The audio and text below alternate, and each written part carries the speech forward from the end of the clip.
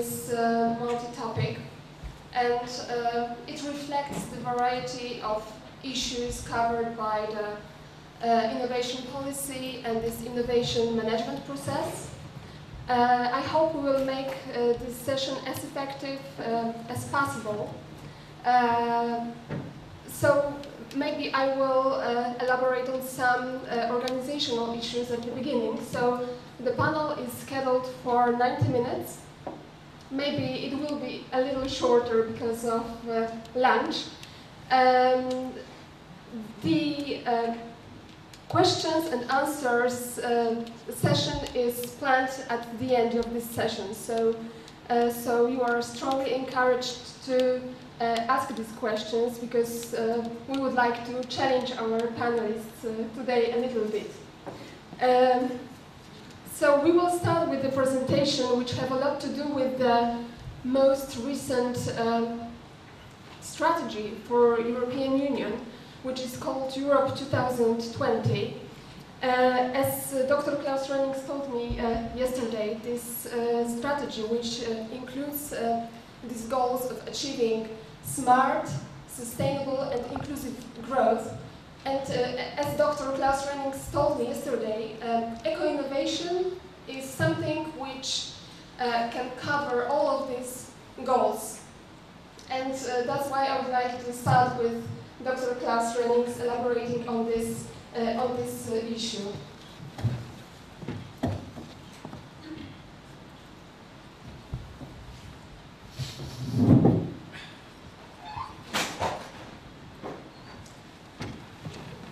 Yes, thanks a lot.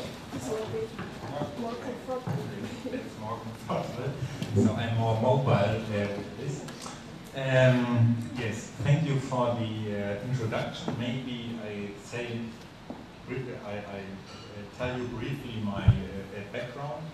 I'm the head of the research unit Environmental and Resource Economics from the Center of European Economic Research.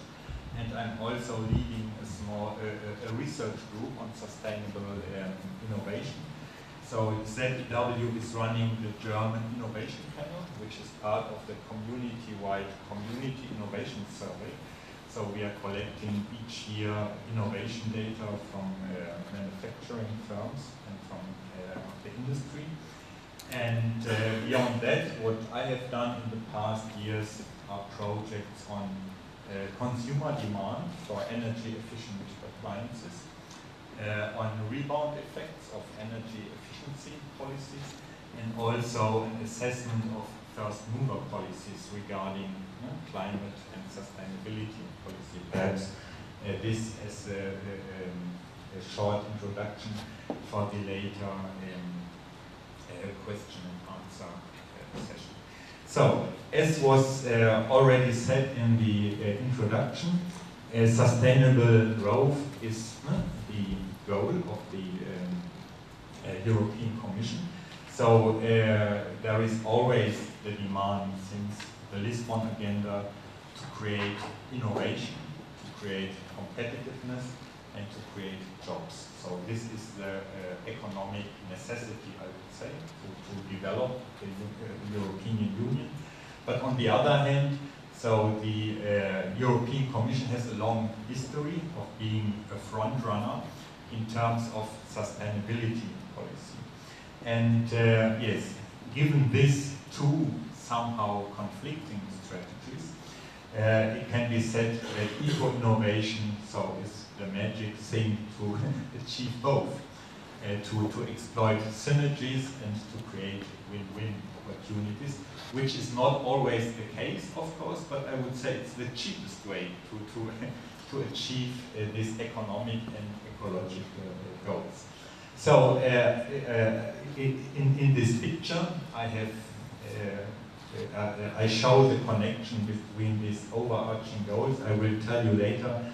I'm coordinating a new Horizon 2020 project for the European Commission on creating a global network for sustainable development, green economy, and eco-innovation, and how this relate together. So it can be said that eco-innovation is an enabler of a green economy. Green economy is a new magic term that was much discussed in the Rio+20 negotiations, the Rio+20 conference, and is mainly, the discussion is mainly dominated up to now by UNEP and by OECD, but also the European Commission will contribute to this. And the overarching goal is sustainable development, which also implies questions of equity. So eco-innovation is, as the title of my presentation, can be seen as the main driver towards a green economy. But eco-innovation crucially depends on regulation. That is the case because eco-innovation, as is known since I think some decades, is something that has to deal with market failures. There is, of course, the first market failure that is produced by the negative externalities, for example, CO2 production. And if you try to reduce CO2, you create more or less a public good. And so you have no incentive to do this without any help or support of the government. And the second thing is, if you create new technologies for dealing with CO2 reduction or with more energy efficient and resource efficient production technologies, this is also partly a public good that can be. So if Germany introduces new energy efficient technologies or new energy efficient TV or new energy efficient dishwasher, this may be copied 1 year later so by Chinese firms. And these are the two externalities that lead to a very low incentive to invest and to be active in eco-innovations. And that is why the regulatory push-pull is one of the main drivers for eco-innovation, as this slide shows. So regulation in terms of, I would say, especially strict regulation, can be seen as the main driver for eco-innovation. So in Germany, as you know, we have the energy transition towards renewables, towards more energy efficiency. And there are some, I would say, strict regulations. So a lot of energy efficiency standards. The feed-in tariffs for renewable can be seen as a tough instrument to overcome lock-ins in coal and fossil fuels, for example. And we have also the emission trading system from the European Commission, which is still somehow lax regarding the goals, but in principle it's also a very strict instrument. So regulation drivers have also influence, of course, on the supply side and on the demand side for eco-innovation. So on the regarding the market pull, that is somehow still weak for eco-innovation. There are some areas where market demand exists and is one of the main drivers. For example, organic food, healthy food is something, let me say, anything that has to do with babies, so baby clothes and such things. So consumers are willing to pay a lot of money for this, so there is private benefit. But as far as it comes, for example, to electricity, which is a very homogeneous good, so eco-innovations are a public good, and there is not much incentive for this. Regulation also has an influence on the supply side, on the technology push. And the technology push is also a very important driver for eco-innovation. So it is similar to the Silicon Valley, so these regional clusters are traditionally very important for eco-innovation, but it is the same, for example, with e-mobility, with renewables, that there are really knowledge regions, so knowledge clusters, let me say, in Scandinavia for Denmark for wind energy, also in Germany for wind energy. And this is more and more important also for eco-innovation. Finally, also there are firm-specific factors, so I think it's important because firms do not only react on a regulation, but employees in big chemical firms. So ZEW is located near the BASF, so one of the big chemical companies in the world. And they are, of course, also concerned about sustainability and also about the social consequences. So they say we can have here a new power plant in our factory, but we need only 50% of the workers we needed before. So what should we do? So this is the endogenous potentials from firms should also be considered. So I have here briefly some numbers from the Eco-Innovation Panel. So where from the Mannheim Innovation Panel, where eco-innovations are included only from time to time. This was the last wave with eco-innovations included in 2008. Next time will be this year, 2015, so that we may be able to have some panel analysis. So what you see is that we have asked for very specific eco-innovations, so CO2 emissions, soil, water pollution, since if you want to do policy advice, it is of course also a policymaker responsible for water policy is only interested in reduced water pollution and not in CO2 reduction or in recycling. So, so we have here 9 different process innovations. You see that eco-innovation is relevant, it's very widespread in the manufacturing industry. Regarding the firms with a high importance of eco-innovation, there is still some room for improvement. And you also see that, so the first innovations are process innovations, the later are product innovations, so also product innovations play an important role already in the manufacturing sector. So as I said, these are the empirical numbers for the drivers for eco-innovations. So regulation is important, not only the existing regulation, but there is a high impact of the expected regulation. So typically there are announcement effects. So if, let me say, circular economy is debated for a decade or so, so there are very many investments done in advance of the regulation. So this is a first important factor. Then demand from customers, you see here it plays, so especially for energy, demand for energy efficiency and resource efficiency plays a role for the firms. And voluntary codes and industry agreements are here also relevant. So regarding the economic impacts of eco-innovations, so what is important, I think, for the innovation strategy of the European Commission. So there is a relevant effect on cost, on turnover, and on employment. And I would say, in a nutshell, so the positive effect that we measured on employment and on competitiveness is very small, marginal, but positive.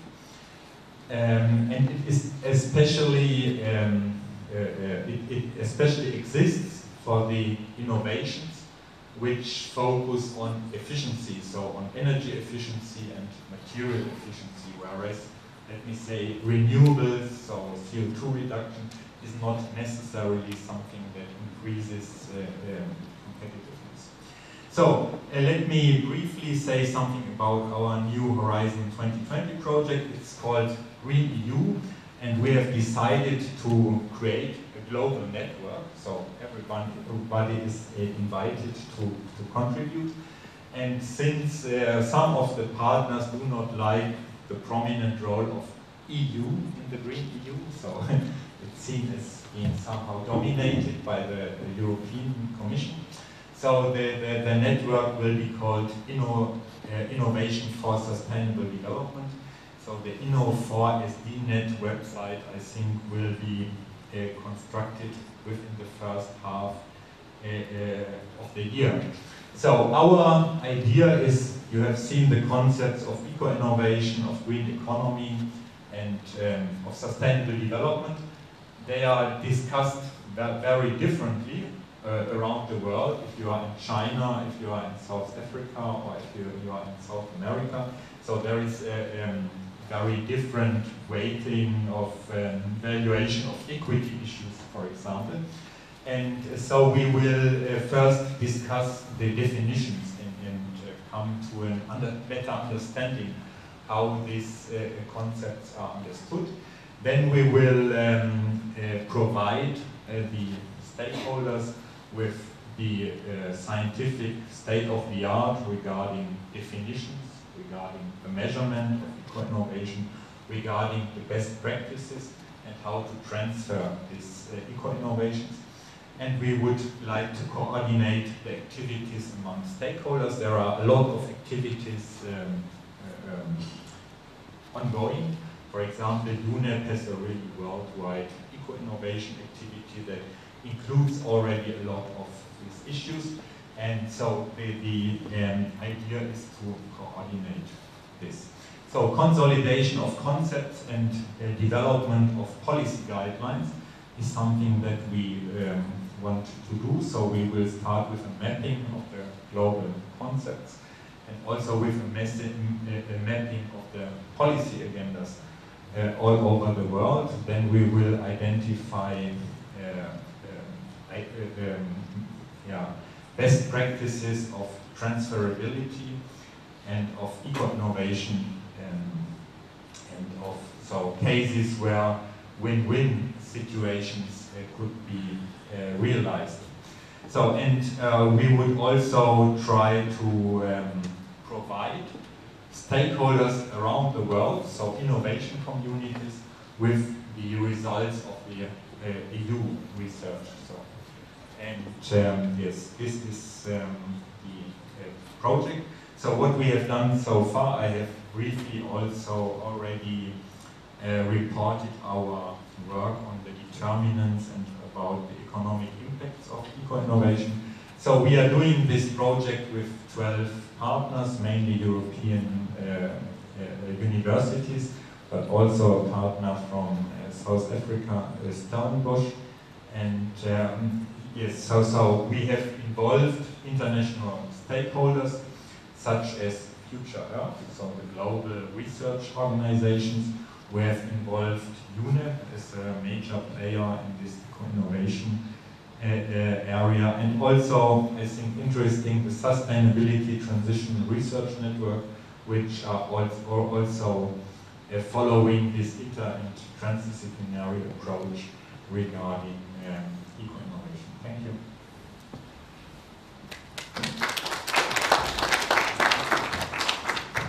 Thank you, Dr. Rennings. I would like to, maybe I will do this kind of post-presentation introduction to Dr. Klaus Rennings. Dr. Klaus Rennings is acting as a head of the research area Environmental and Resource Economics, Environmental Management of the Center of European Economic Research in Mannheim.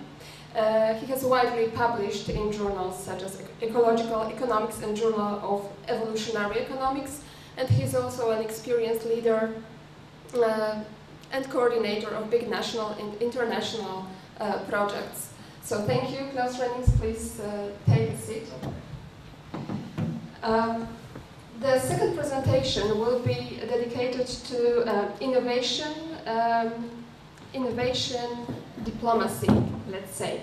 So it's a new trend in international relations, and the presentation will be delivered by Professor Vasil Kucherescu. Vasil is Associate Professor at the Department of International Law, International Relations Institute of Moldova. he also holds the position of the European Community Studies Association EXA president in Moldova. So please take the podium. It's okay. Okay. I manage even in Polish. Okay, so Logan will take this microphone.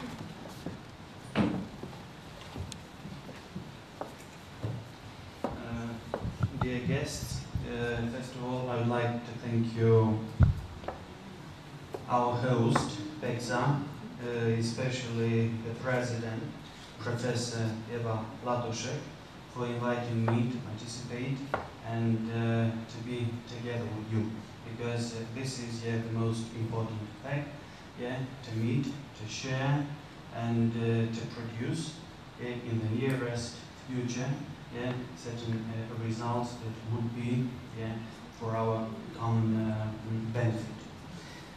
From the beginning, I have to admit that the title of our session is quite challenging, because it seems to be very complex and accumulating a couple of concepts. And our mission is to find out how can we combine these concepts and how they can coexist for sustainable development. Because innovations in economy nowadays seem to be of paramount importance for overall growth. For sure that sustainable development, as I understand, this concept should work for the benefit of people, because abstractly speaking, growth can mean even development, let's say, of different products in defense industry, that could harm to the development, normal development of society and of humankind. My topic also seems paradoxically challenging, because it has yet to accumulate innovations in diplomacy, not simply in diplomacy, but in knowledge diplomacy. My paper deals with a lot of concepts or notions, which primarily focus on knowledge. Knowledge is the nucleus of all adjacent concepts and platforms for discussion, as knowledge economy, our today's topic, knowledge society and management, and finally diplomacy. Even innovation comes the last one. It seems to be the driver of all the rest concepts mentioned above. I won't stop over these notions, as you are already familiar with them, but I will try it give and even present from an interrogative point of view certain problems related to knowledge diplomacy. In fact, the knowledge society comprises or has four basic pillars, and the most important one seems to be the ICT, the informational and communication technologies, which would go hand in hand with the other pillars, as education, which plays a crucial role in knowledge diplomacy, and not only in knowledge diplomacy, but even in the policies of the European Union, inside and outside it. Then innovation that would help sustainable development of the society. The European Union developed a couple of important acts, driving acts of the European Union in terms of innovation. And the first important act was the innovation policy, which stated that achieving an innovation performance that makes the European Union a world reference for innovation represents an enormous opportunity that can be translated into living standards, but not ordinary, normal living standards, but raised living standards. As you can see, because I have bolded the last three words, the innovation policy has a direct focus, objective, task, deal with the benefits or the results that would be beneficent for society or for the EU citizens, and not only for them. The second important act, referring to the innovative approach, is the Innovation Union, which aims to create a smart, sustainable and inclusive growth. And for sure, all of these three notions you will find probably in the majority, if not in all, European policies that have been elaborated so far. The central proposition of this document was borrowed from John Cowell's book, because it seems that it fits the objectives of the European Union in terms of innovation, as innovation is defined the ability of individuals, companies, entire nations to continually create the desired future. Unfortunately, not all the nations, all over the world, can grasp or even could implement such a policy, an ambitious policy, yet to continuously create a desired future, or simply ignore it. But it is not yet the case of the European Union. In fact, knowledge diplomacy, if loosely defined, or trying to resume what would it mean, David Johnson said that it is the ability and willingness to work together and share learning actors across disciplines and borders. According to this definition, knowledge diplomacy is not anymore yet the limited nation or state-centric acquisition, but it belongs yet to more actors than we could think. And it is not yet the traditional diplomacy. Traditional diplomacy obviously remains yet to be the most important state-centric instrument in relations with other states, but traditional diplomacy does not answer yet to all challenges that a certain country, or a certain society, or certain societies face. What is for the knowledge society in the 21st century?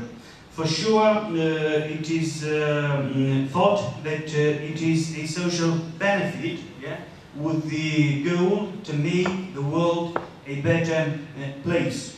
But as you know, from your background knowledge and what happens on international arena, unfortunately, not all nations would afford to make the world a better place. And here we could enlist a lot of conflicts that are generated all over the world. Another characteristic which is very important here is that it must work for all nations, all peoples, with the ultimate goal to know and share these learning. until recent centuries, yeah, learning was something elitist, belonging to certain circles, to certain groups, yeah, that maneuvered learning as they wanted, and they thought, yeah, that learning is not yet for everybody. But it seems that with the technical revolution, things changed, and changed forever. Another thing, yeah, which should be mentioned here is that it is open up, yeah, for relationships between peoples all over the world to foster harmony in an interconnected world. Because globalization, yeah, is a challenge not only for states but for people too. Mobility is very high, not only in Europe but all over the world, irrespective, yeah, of the reasons of this mobility. What are the features of the knowledge diplomacy? Knowledge diplomacy does not deal, yeah, with the traditional actors. The actors of knowledge diplomacy, yeah, are other people, yeah, that seem to be more important than in traditional diplomacy in terms of interaction with other nations or even organizations or people. They could come here from informal or non-formal layers of traditional diplomacy. The knowledge diplomacy has three basic C's. Yeah, it is creativity, communication, and cooperation. Traditional diplomacy, I think, that is challenged, yeah, by these notions, yeah, to be creative in a changing world, yeah, not to remain as they have been acquainted with. And cooperation is not anymore restrained, yeah, only to formal frameworks. Let's ask a question, yeah, if knowledge diplomacy is valuable, yeah, in the 21st century. Because certain scholars say that ideas, yeah, are the currency of modern diplomacy and not military strength. To what extent it is true or not, yeah, let's see what happens in Eastern Europe, what happens in Ukraine, what happens in Transnistria, and what happens, yeah, in Caucasus.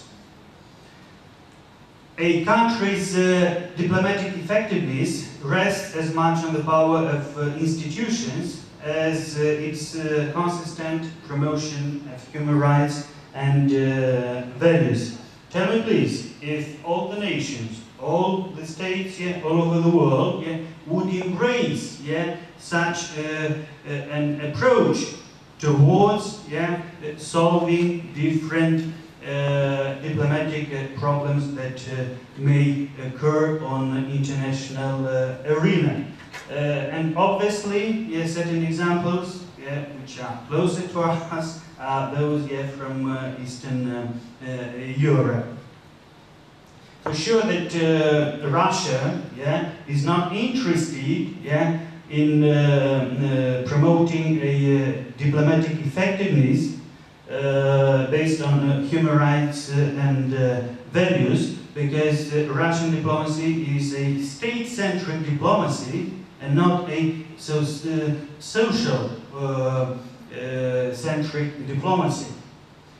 Probably, yeah, the actors involved in negotiations, yeah, especially in Eastern Ukraine, have yet to set up, yeah, what is the framework, yeah, to keep those discussions. Probably the most important role, yeah, in knowledge diplomacy is played by the universities. The universities, yeah, as far as you know. Nowadays, starting especially with the 20th century, they started to collaborate extensively among themselves, yeah, with companies, private companies, public companies, governments, and other actors. What is the EU role, yeah, in the knowledge diplomacy? The European Union already has formulated, yeah, certain approaches towards it, and one of the best characteristics, yeah, and it is internalization of education, training, and research according to EU programs, yeah. A lot of universities, a lot of countries, even outside the European Union, can apply and participate in enlarged partnership. This extensive intra- and interstate cooperation is felt throughout. Knowledge diplomacy has an informal mission, yeah, as access, yeah, for success, because it is a win-win situation in which more parties, yeah, can have, yeah, positive results. Because the access means, in fact, ideas access to other superior ideas, yeah, for the benefit of the world or people. In the knowledge diplomacy, we face a rethinking of actors, methods, tools, results, yeah, which seem to be a bit different, yeah, from traditional diplomacy.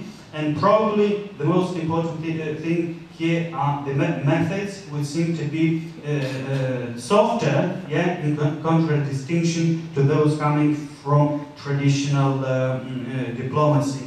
There are certain challenges towards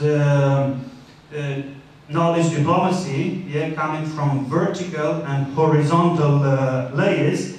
How can, yeah, different actors, supranational, national, subnational, yeah, communicate among themselves, and even, yeah, companies, institutions to come with certain results which would fit, yeah, knowledge diplomacy. A couple of questions, yeah, I would like to formulate, yeah, related to knowledge diplomacy challenges.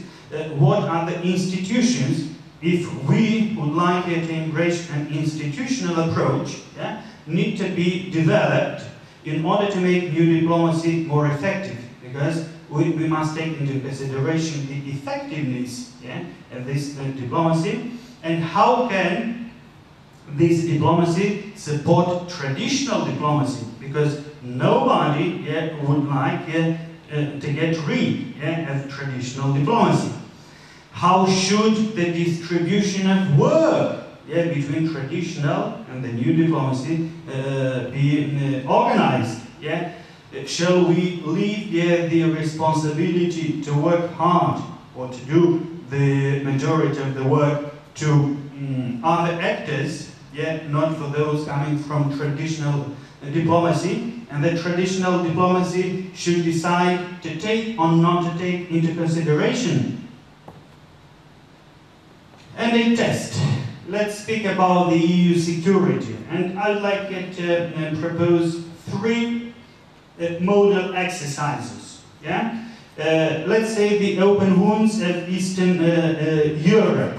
What is the position, yeah, of knowledge diplomacy of the European Union? Or the renewed negotiations on defense by Poland, Finland, Estonia, Latvia, Lithuania, yeah, with the United States of America as the result of the Russian occupation policy in Ukraine. Another model, yeah, for discussion would be how will, yeah, the United Kingdom face a conflict on Falkland Island with Argentina, which could be supported, yeah, by Russia. These are questions because I do not have the answers to them. In recent conflicts, it is probably rather fair, yeah, to ask to what extent, yeah, may we imply knowledge diplomacy, and to what degree? Because I have to skip quickly because my time is over, but I like it to mention quickly what are the basic conclusions, yeah, and maybe certain suggestions, yeah, for improving knowledge diplomacy. The topics which are addressed, yeah, in international relations, first of all, should be assessed scientifically, yeah, not only politically, not only militarily, yeah, not only focused on the interests of a certain state. Knowledge diplomacy, in this case, has a twofold feature. It directs, it is perceived as a guard, and on the other hand, it constrains, yeah, all the concerned parties. Knowledge diplomacy also can give a high degree of authority and acceptance.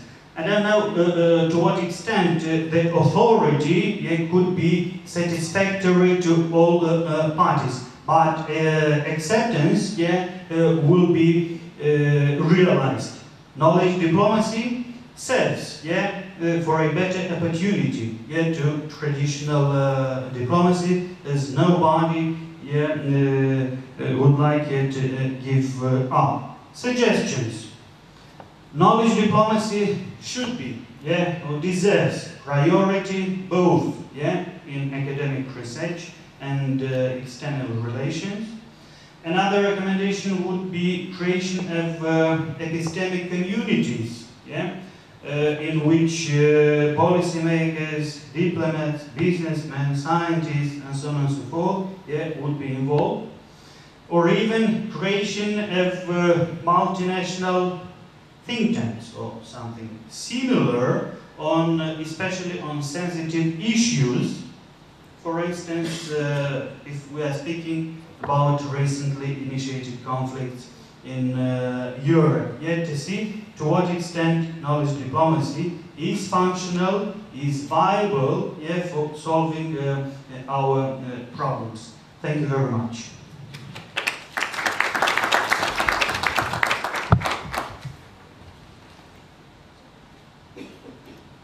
Thank you, Professor, for this. It's not working.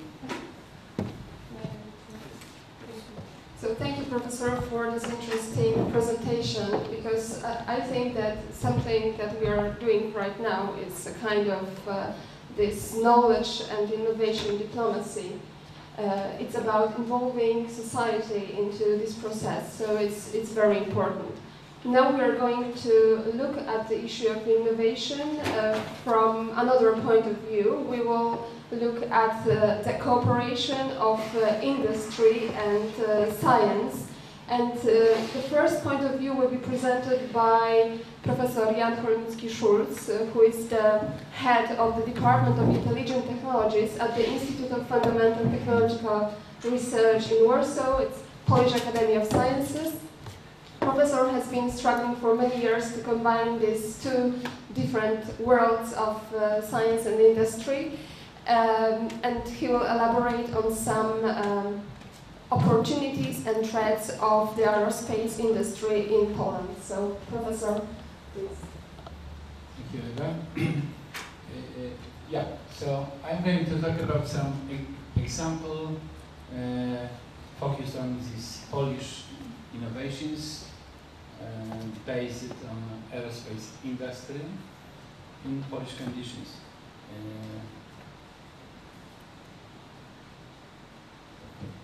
So starting from the how important is aerospace engineering, we know from many, let's say, documents that it's very stimulating development of innovations. Maybe economically, aerospace engineering is not so profitable, however, from political point of view, and as a source of generation of innovations to other other results, like spillover effect, so-called, is very significant. So Holland is in a particular situation. So we lost this national aerospace industry because recently our quite strong three companies, PZL Rzeszów, Mielec, Świdnik, was sold to foreign companies, so Pratt & Whitney, Sikorski Corporation and Augusta Westland took over these companies. So in this situation, looks that Polish policy for development of this innovation sector should be devoted to general aviation. General aviation is, there are small airplanes. This sector in Poland is in embryonal, let's say, stage. Maybe it's not embryonal, but it's big potential in this direction, and that was the policy which started in 2007. Naturally, small companies are another potential to go into this activity, and EuInteg program was started by NCBR, so it's our agency supporting the research and development activities. So that is the situation in Poland, because we act in this area, and really it's very difficult to get some kind of real collaboration with foreign big companies, because for this reason we need a kind of interpersonal relations and try to discuss our own concepts. Innovation in aerospace is very interdisciplinary field, because it's not really only aerospace background necessary, but also mechatronics, electronics, software development. This type of know-how is necessary to participate in some kind of innovation into this sector. Our group is more or less this type of group. We have specialists in all this area. So we try to invent new solutions for aerospace, but also for other sectors. Up to now, we very actively participated in this national program. As I said, this EuInteg. EuInteg has the first edition of the program. First call was partial success, but not fully. They invented two paths, one for big companies, another one for small SMEs. The second part failed. The first one for big companies also is not very positive, because companies invented not very really innovative solutions, rather something which was needed for current production. So my judge is rather negative. Now we started the second edition of this EuInteg program. So what we have in hand as a proposition for SMEs is Clean Sky, European activity in the area. However, it's very okay. It's not easy to get support from there. And another let's say options are newly opened collaboration with European Space Agency, and that works, in my opinion, quite promising. And the second one is, as I said, this second edition of EuInteg. It's well known that really the driving force for developing economy. However, as you see in many announcements, it looks like because of crisis, the position of these companies are not so high recently. So, summing up these informations and taking into account really not good, let's say, evaluation of innovation in Poland. I was looking for trying to identify the reasons for this state of this situation, and from my point of view, it looks like two really two things should be expressed. One is, let's say, maybe I will switch to concluding sketch. We have from one hand side so-called academia, it means universities and research institutes. From other side we have SMEs, and both of these areas has good potential. We have in Poland very strong know-how and basic research in the field of aeronautic engineering. We have long tradition, especially 1920s when it was started. We were very active in this field before the Second World War. And on the other side, potential for creation SMEs is also very positive. However, talking about regulation, it means from one side, Ministry of Science and Higher Education produce a kind of exaggerated, let's say, scientometric measures for evaluation of scientific activities. So all these kind of Hirsch indexes, etc., is contradictory to creation of collaboration between academia and industry.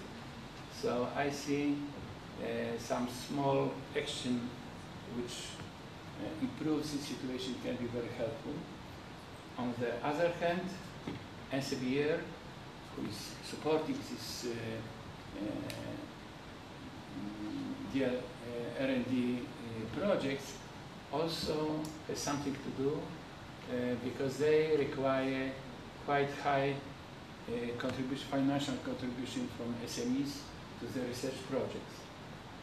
ESA, as another European agency, for example, formulated much more liberal way. And it looks like these two actions could improve significantly the situation. So it means we have to invent good measures for measuring innovation activity in the research institutes. So that is something missing, because it's very easy to click in internet and we have all of these citation indexes for researchers, but it's very difficult to invent another kind of measure which shows overall activity on the field of application of scientific research. Okay, so I think that could be my conclusions. Thank you very much.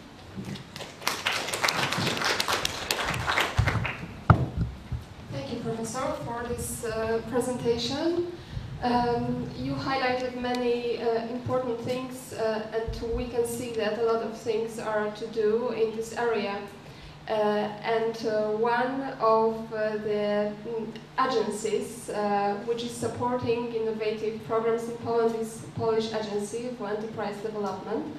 And Mrs. Paulina Zadura-Lichota has accepted our invitation, and she will talk about some instruments for supporting this collaboration between industry and academia. Thank you very much. Okay, so thank you very much for the invitation. I'm from quite strange institution being here, but I hope that I will manage to say some interesting things about our activities. And I try to present a bit our agency, because we we are known in Poland that mainly we distribute EU funds for SME sector, but really we do much more. So I want you to know this, and maybe you will find something interesting, and you would like to cooperate with us in the future. But also I want to refer to the topic of today's panel about the sustainability and how innovation can help our enterprises to be sustainable. In the agency, I am responsible for the analysis of SME sector in terms of competitiveness and innovation, and also I'm responsible for evaluation of our instruments. So in the last 10 years, we did around 200 evaluations and analyses, which helped us then to introduce some new instruments or to improve the existing ones. And so we can divide the agency in three parts. The main part is financial support for entrepreneurs. The second one is education and giving some expertise to companies. And by education, I mean here that we publish a lot of booklets for entrepreneurs, some research studies. Also, we produce many online presentations, and we also have the online academia for entrepreneurs, and it is mainly devoted to the growth of enterprises. So you can get some support from the agency if you are an entrepreneur, and we differentiate our instruments in terms of on what stage the company is. So we have some instruments for new ventures, for established companies, major ones, these which are on 10 or 20 years on the market and want to introduce some innovations or want to be a global company. We also support entrepreneurs which are maybe not in a crisis, but they observe in their structure and in their organization that something is going wrong. So we also provide support, not financial, but the support of experts to find out what is going on in the companies. So we provide coaches, experts to help companies. So we support enterprises in different stages of the activity. These are the most important things for referring to the agency, and maybe some few words about our future and our activities in the new programming period. On the central level, how we find ourselves in the ecosystem, in the innovation ecosystem in Poland. On the central level, there are two main agencies responsible for supporting entrepreneurs in terms of innovation and R&D. We established in 2000 and NCBR established in 2007. So we divide our support because we are mainly responsible for innovations, for applications of innovations in enterprises, and also we support the general environment, meaning here technological parks, financial institutions like seed funds, venture capitals. We also support innovation institutions which provide expertise for enterprises. So we work in a more broad sense than NCBR. We also support clusters and so on. So and NCBR is mainly responsible for R&D projects. So it means that if a beneficiary succeeds in NCBR project, then can come to PARC and finds further fundings for the development. Okay, so now on the slide you can see where we are as Poland. And I cannot agree more with the professor, the Schulz, about the measurement of innovativeness of the economy, or the measurement of the innovativeness of science. This is the main ranking Innovation Union scoreboard. The new one appeared 10 days ago. So still Poland is among moderate innovators. This is good. However, this ranking is very difficult for us. In these terms, when we show this to entrepreneurs, they really don't care about this. They just don't understand this. This is not a good promotion tool that, you know, we are just,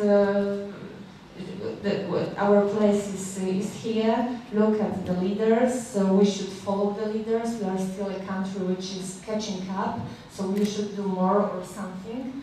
Entrepreneurs are not very interested in listening to this. They would rather to have how to introduce process innovation in the company than to showing them that we are so bad.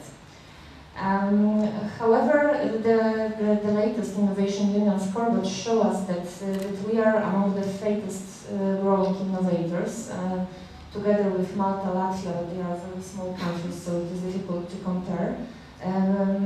But also the Bulgaria, Ireland, and UK and Poland. We are in a team of the fastest growing innovators. So it is a good message for us, and I will show further that there are some other good examples that we are going further. But about this general measurement, we talked to people who are responsible in the European Commission for this Innovation Union scoreboard, and they are saying that they really want to change this. But how? It is very difficult for them, because they see that innovation not only refers to R&D spending, to patents, to these really hard indicators, that we should include innovations in society, in rankings, that now the cooperation is very important. Cooperation not only between science and academia, but between business and business, that many innovations rise when SMEs look what large companies do. And we don't know what's going in other countries, we don't know what's going on in Poland. We just talk to companies and have some assumptions that there is much more than these indicators which are included in the Innovation Union scoreboard. And two funny things about the scoreboard, because we take care very much about this scoreboard, actually. I mean here the administration. We are waiting for this, because somehow it shows the result of our support. But when I talked to one of parties belongs to an association of innovative agencies in the European Union, so we have constant communication with agencies responsible for support of enterprises in terms of innovation and mainly R&D. And for example, when I talked to one of the representatives from German agencies on regional level, I'm sorry, I don't remember the name of this institution, because there are several in Germany. But in Germany, in the last few from 2009 to 2011, there were 80 companies, 80% of enterprises, which declared that they introduced innovations. And in Poland now it is 23%. So 80% and 23%. And I asked, how you do it? How do you work with enterprises? And you know, Germany is a very stable economy and better history than Poland. But the speaker was really shocked and said, no, our enterprises are not so innovative. It's not true. Okay. Then I talked to one of the employees from Finland, from Tekes. There's one very known innovation agency, the central one in Finland, which is also among leaders in the innovation scoreboard. And they are saying that the biggest problem in Finland is that companies innovate, but these innovations are mostly incremental ones. But Finland is also very known that spent a lot of money on R&D, and mainly from the spendings are from public sector. So they are saying that our situation is not good at all, and they don't understand why they are leaders in the ranking. So this, of course, we cannot say that if we change the criteria, Poland will be the best. But we must be very careful about this data, especially when now in Poland we are, in general, we have a very good economic conditions to growth. Well, the GDP is growing, the unemployment rate is lowering and lowering. Our companies grow, maybe not as a spectacular grow, but they grow. We also know that the aspiration of our SME sector is very high, that in next 5 years they want to employ many people. And in comparison to other countries in European Union, it is really spectacular aspirations that they will grow. So, so if we show that the picture is very bad, it's not good. It's not good when we want to promote innovations, and also. Okay, so maybe I will say at the end of my presentation. Here is just again the union scoreboard, but you will find here different factors which are included in this. So I don't have time for that to look at this more, but of course you can find it on the internet and compare where we are good and where we are not so good at all. What is interesting, what I want to show you from this, okay, this is again a bad news about this 23% of innovative companies in Poland. As 2 years ago there were 28%, so we decreased by 5 percentage points. And we also observed this from the data of Central Statistical Office in Poland. But there is one good news about this small group of innovators. What is good? It is good that Poland is on the 12th position among the countries presented in terms of average innovation expenditure. And we are almost we almost managed to reach the average point for all countries in the European Union. So average company in Poland which deals with innovation spends, you can find this on, you see it. Okay, so it spent 1 million euro on innovation activities, and it is very close to the average of all countries. And also we noticed the increase between 2 years by 28%.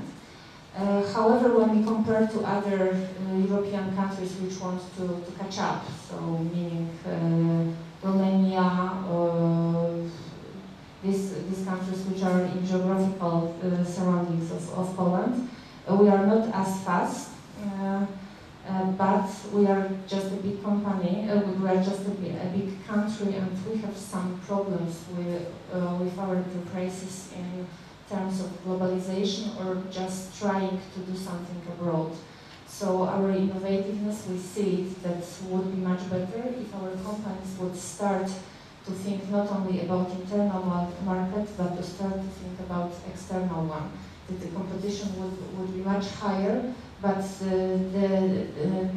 in this case they would have to adapt very quickly. And when they are only on internal market, it is very difficult for them because the competition is not so high.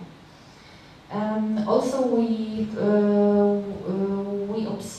that the average expenditure on external and internal R&D activity is growing.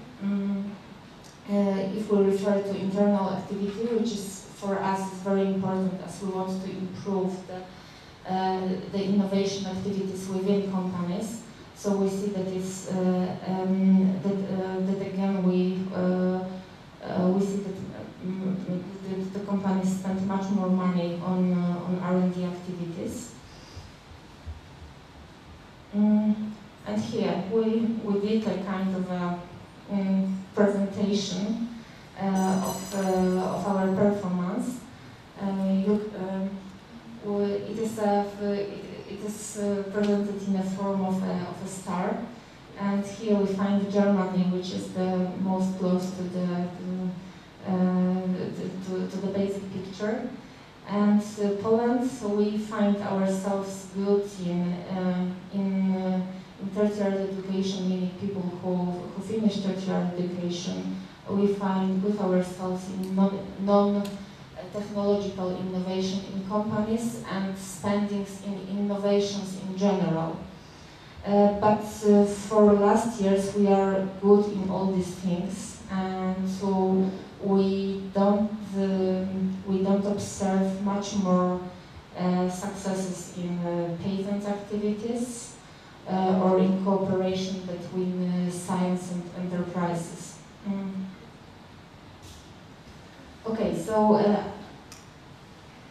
don't have time for more.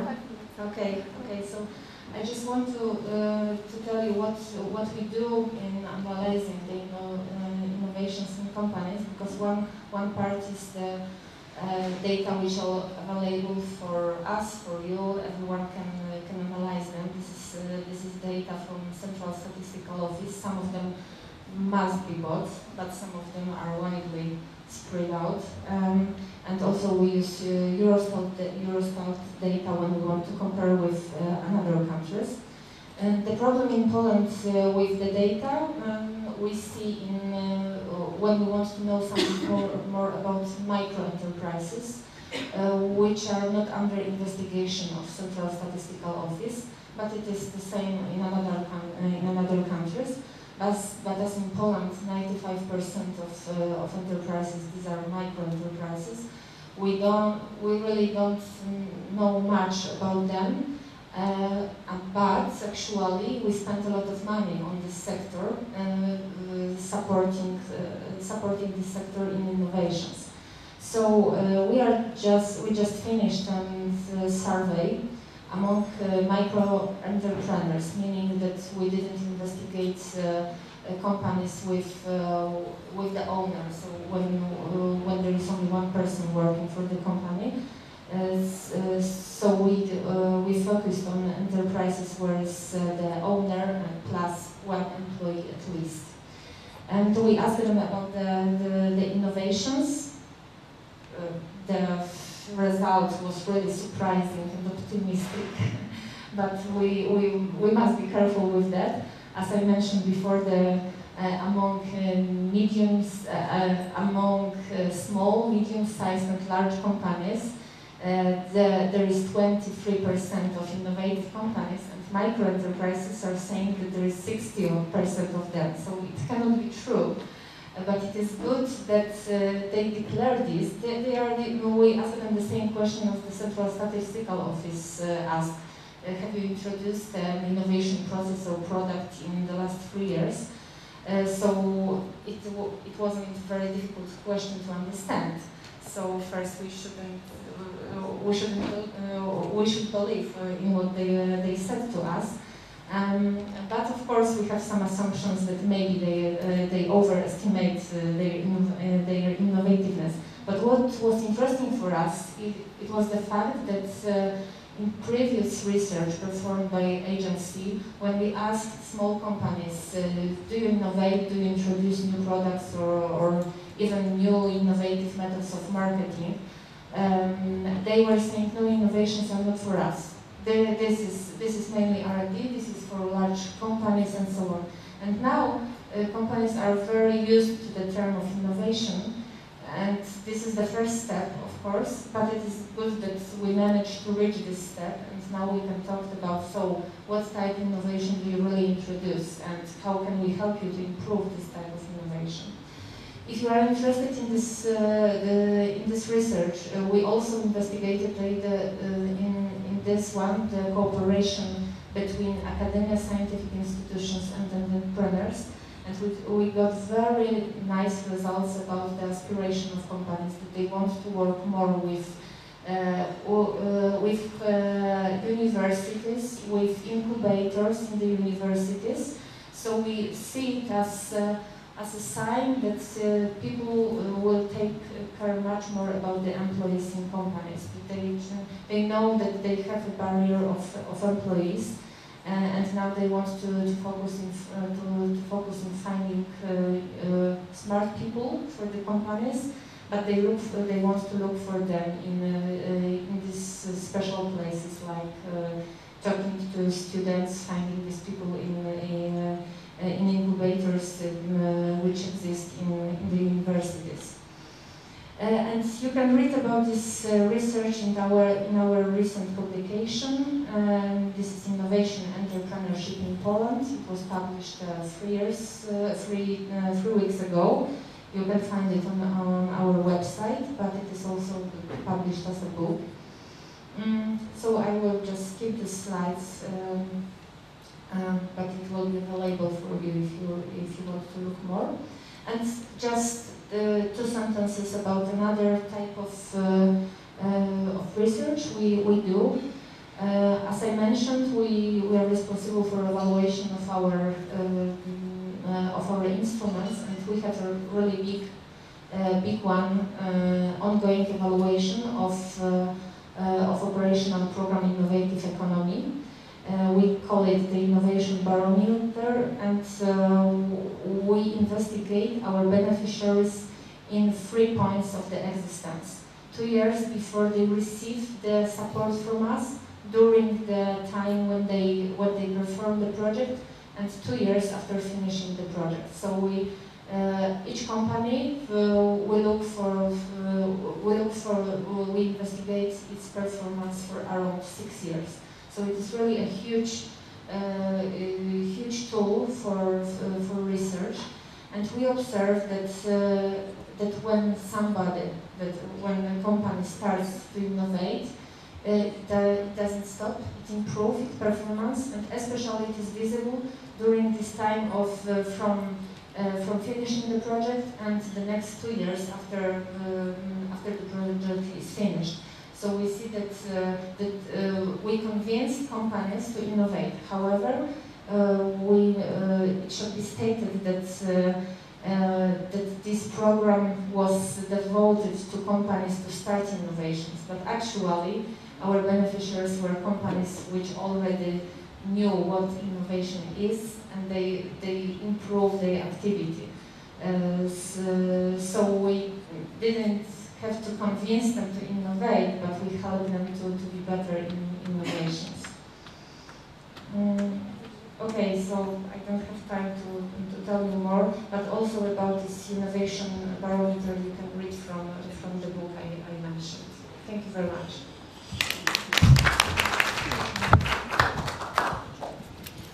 Thank you very much for interesting presentation, and I would like to invite you to the website of Polish Agency for Enterprise Development, because reports prepared by agency are full of information, and they are very complex. And now I'm hoping for the fruitful session of questions and answers. Yes, we don't have much time, but I think that 4 questions, short questions may be asked. So I would like to encourage you to challenge our panelists, or maybe panelists have some comments. So yes, I have some or one comment, and maybe good news for you. So I see that you have problems with the rankings of indicators and with the evaluations.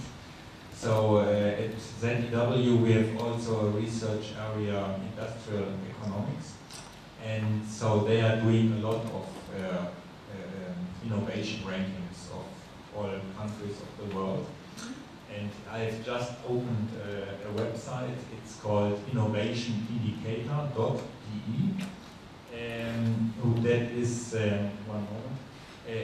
That has the advantage. So there are this total innovation indicators is divided into a lot of issues. So economy, education, science, and input indicators, output indicators, and you can select which indicators you're interested in. So which is the most relevant indicator for you, or maybe where Poland is especially good at. And then you can put on the countries, so China, US, Germany, Hungary, where you want to compare. So, and then you can create your own ranking. So that may be interesting for you. Okay, so who is next?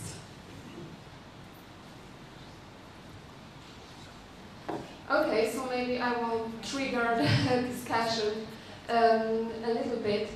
The first question to Mr. Klaus Rennings is it or does it pay off to implement eco-innovations?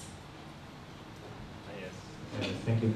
Yes, so as I said, we have done this assessment of first mover policies of climate change, and we have done a lot of case studies all over the world in areas of energy efficiency, of e-mobility, of renewables, of water management, and so on.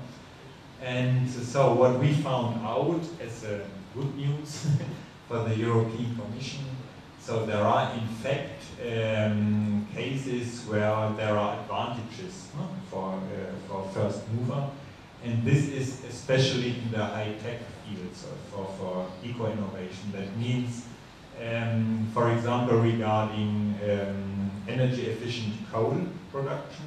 So Germany, for example, is leading the world market for turbines. So, whereas if there are a market segment which are less innovative and more where you can better compete with low wages, and so of course East Asia is more competitive. And so our conclusion in this first mover project was that we recommended a selective industrial policy where you support the value chains of the product. So you are not good advised. So, for example, Germany to support the whole solar sector. So anyway, so the value chains with cheap, where cheap labor costs play an important role, they will move to China. So what you can do is you can focus on the supply side and on the technology advantage, and that is where Germany can still compete, even in the solar sector and for e-mobility and for all the other innovations. Thank you, Dr. Rennings. And now maybe I will ask one question to all of you, and I would like you to present your personal views as researchers, as practitioners. The question is, what is the core of innovation policy for you? So what is the basic? Okay, so maybe we will start from Mrs. Paulina Zobylewicz. Don't have time to think.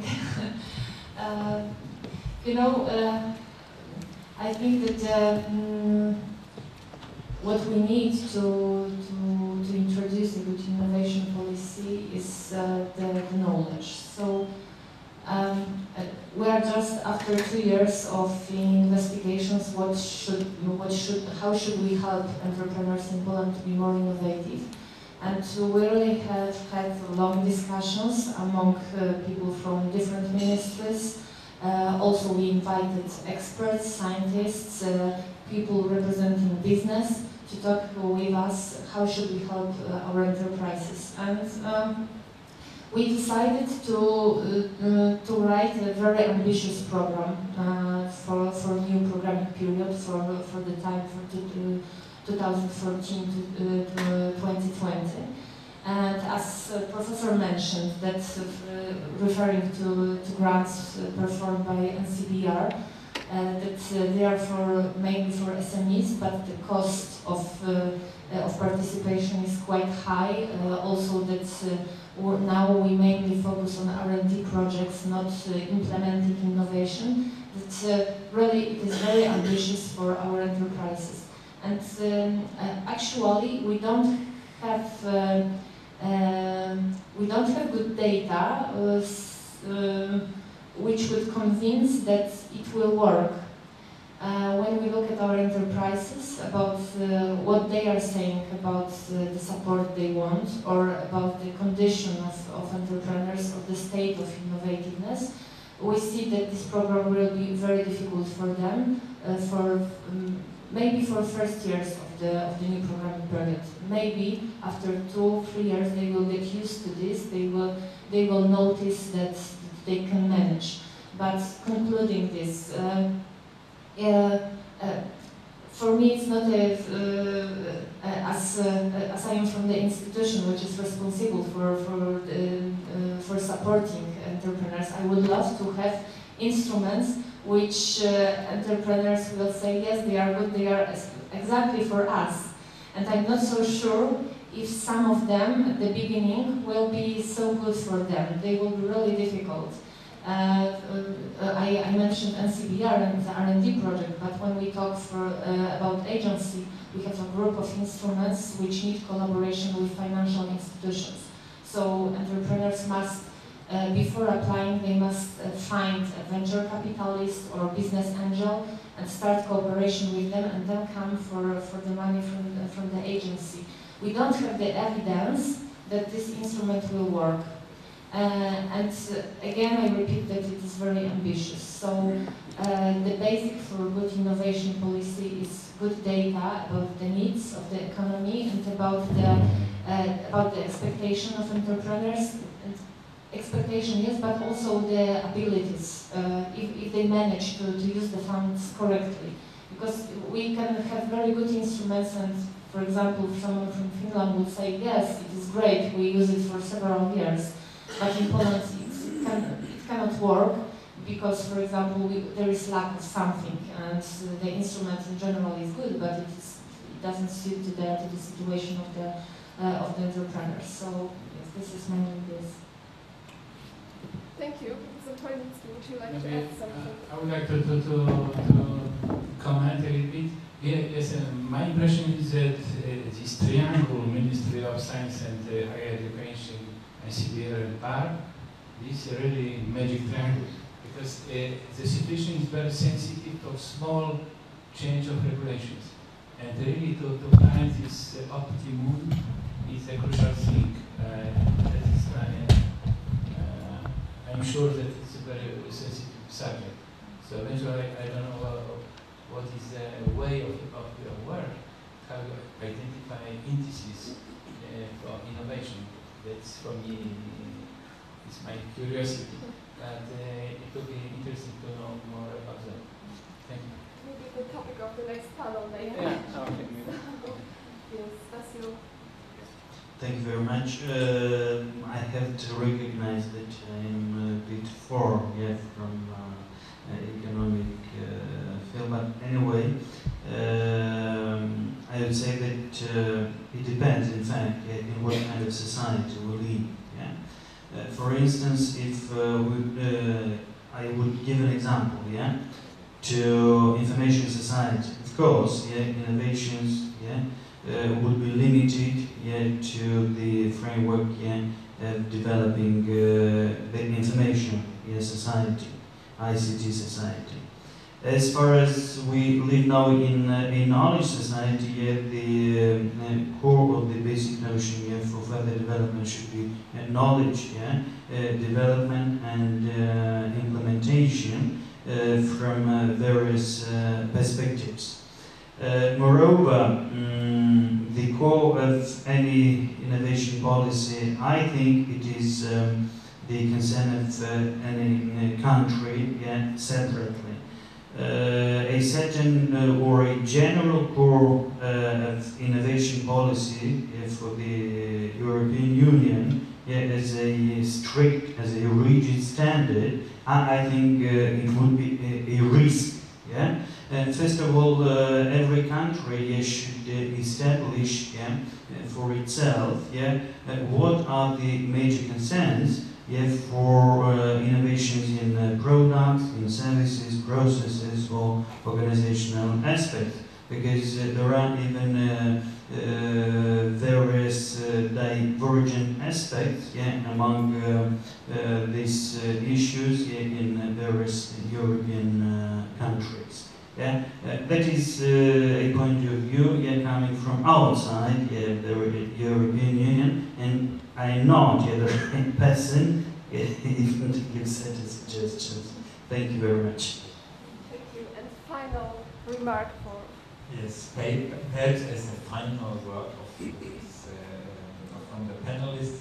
So it was, of course, not easy to find overlaps between our presentations, but what I noted in your presentation, so about knowledge diplomacy. So you talked about the value of innovation for society, and for society you said innovation is everything that makes the world a better place. And so typically as an empirical researcher, I avoid such sentences, so improving the world and so on, because it sounds somehow normative and not really scientific. But I must say, when we had the kick-off meeting of our Green EU project, I had the team together and we formulated a mission statement as a start for the project.